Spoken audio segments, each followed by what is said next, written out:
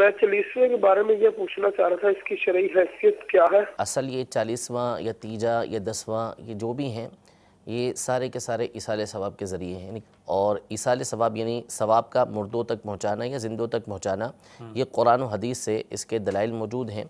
कुरान पाक में भी अल्लाह तबारक व तआला ने जो मुसलमान पहले गुज़र चुके उनके लिए दुआ करने वालों की तारीफ़ की है।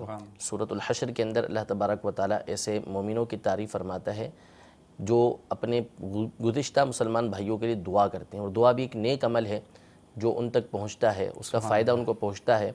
तो इसकी मदह की गई, तारीफ़ की गई। इसी से उलमा ने इस्तदलाल किया, यानी कुरान पाक की इस आयत से, कि जो दुनिया से रुखसत हो चुके उनको सवाब पहुंचाना ये पसंदीदा काम है।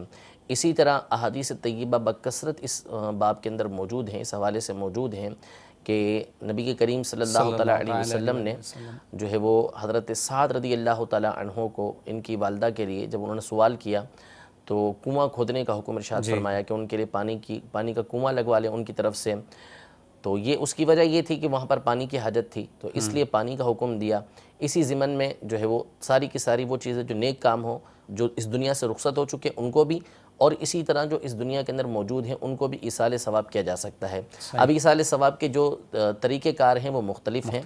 40वां यानी 40वें दिन, और आजकल हमारे यहाँ आमतौर पर 40वें दिन जो है वो ये महफिल नहीं की जाती, वो 36वें दिन या जो है वो चौथी जुमेरात वगैरह पर जो है वो इस तरह उस पर रख लेते हैं। तो ये जो मकसद होता है इससे ये होता है कि लोगों को आसानी हो जाए, एक जगह जमा होकर जो है वो उसको ईसाले सवाब कर दें, मुर्दे को ज़्यादा से ज़्यादा फ़ायदा पहुंच जाए। हाँ, अलबत्ता इसको कोई लाजिम समझता है कि ऐसा करना लाजिम है और ऐसा समझा नहीं जाता। अगर कोई ऐसा समझता है तो उसका समझना गलत है, लेकिन इस बुनियाद पर जो है ये 40वां करना गलत नहीं हो जाएगा।